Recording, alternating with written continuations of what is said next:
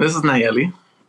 She's about a year old, roughly my age when my mom was forced to make this decision about whether or not she'd say goodbye to me, not knowing if she might see me again. Hi everybody, my name is Israel. I'm part of NACG, and this is a story of my family coming to America. My story starts with my mom. She was born in the 60s in this small indigenous village in Oaxaca, Mexico. It's a very small town, about 100 families were living there at the time, and Spanish was the second language that they spoke, and even then only by a few of the men who were lucky enough to attend a Catholic missionary school. This is our ancestral home.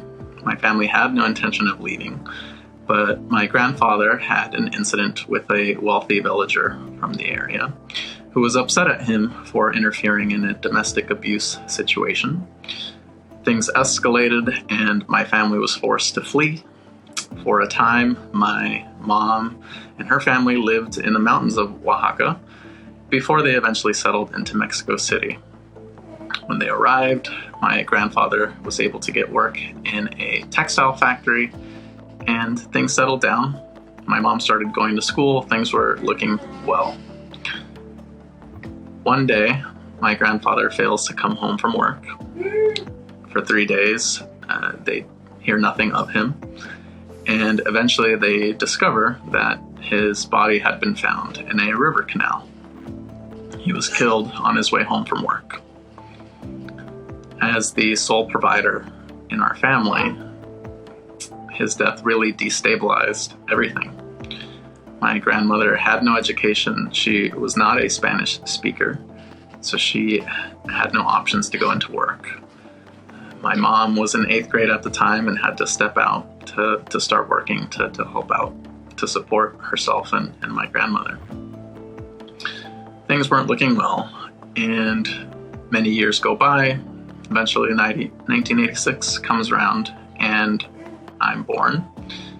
Unfortunately, my father is not in the picture, and so a hard situation gets tougher. Eventually, word reaches my mom's oldest brother, who is living in Baja California at the time, where the federal government is distributing land, and so he convinces her to join. Part of the journey from Mexico City to Baja is on a train, and it's me and my mom. And there's an incident where a man sitting next to us is enjoying this lollipop, and I'm staring at his treat. He pulls it out momentarily within arm's reach, my arm's reach specifically, and I snatch it from him and pop it in my mouth and begin enjoying his treat. And that's one of the happier stories that my mom likes to tell about those times. Eventually we arrive to Baja. There's a small agricultural town about 2 hours south of Ensenada, mostly farm workers working in tomatoes and strawberries. And when we arrive, we come to this literal cardboard house held together with twine. And my mom recalls that when it would get stormy, you'd have rain that would be leaking from the ceiling, you'd have wind piercing through the walls, and I'd be upset and crying. And all she could do is just wrap me in a blanket and try to hold me as tight as possible, trying to keep me calm. Things were pretty tough there as well. My mom's able to find work as a shopkeeper, and that's where I spend most of my days. And roughly a year later, my mom's approached with an opportunity.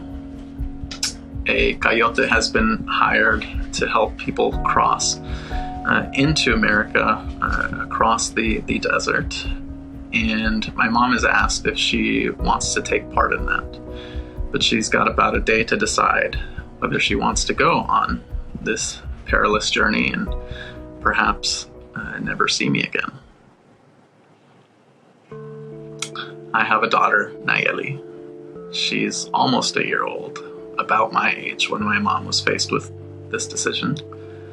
And I often ask myself, what would I do? What would it take for me to say goodbye to her, knowing I might never see her again? You know, how bad would things have to be for me to believe that going to a foreign country, having no education, not even speaking the language, would be a better outcome than what we were facing. It's a decision very few of us will ever have to make. And my mom wrestled with that decision all night, didn't sleep. The next morning, she leaves me with my grandmother and musters the courage to go to the American border, crying all the way.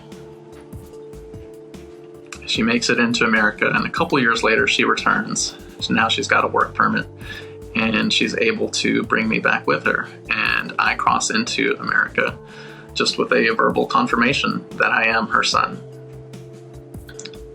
If she tried to do that today, I'd probably be torn away from her and put in a cage. And I'm not sure I'd be telling you this story today. It's a story that I've drawn inspiration from my entire life. And there have been a lot of hard moments, especially growing up undocumented. You learn to suffer in silence because you know that if people discover that you're undocumented, there's a chance that your family could be deported, and you don't want to be the reason that happens, so you learn to internalize a lot of things. And I grew up that way. And so this went on until about high school, when a classroom discussion on immigration included classmates who were making jokes about barbed wire walls and electric fences, and recalling my mom's journey, my mom's story. I stood up and said what I could in defense of her and others like her, and walked out of the classroom.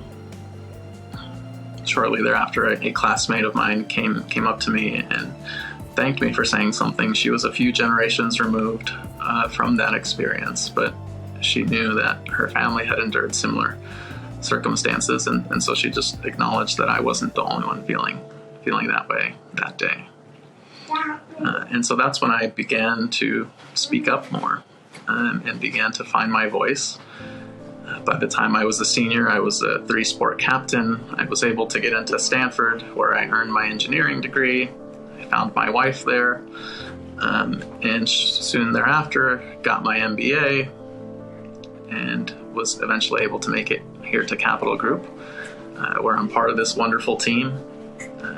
A lot of caring individuals who, when I mentioned I was becoming a father, threw this wonderful baby shower, a lot of gifts for her, and it was just such a stark reminder of the different world that my daughter was entering from the one that I came into.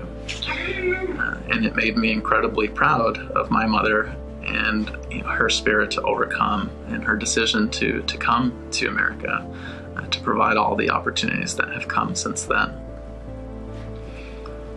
This is a story about the American dream, about the land of opportunity. It's a story we've told for so long that we're so proud of it. We even had a foreign country give us a Statue of Liberty commemorating the immigrant experience. We know those words of "send me your tired, your poor, your huddled masses yearning to breathe free." And yet we criminalize people for wanting to be a part of that story. Our laws are a reflection of our values. And today, our laws are inconsistent with those values. And when that happens, we have a choice of whether we want to change our laws or change our values. And the decision is up to us.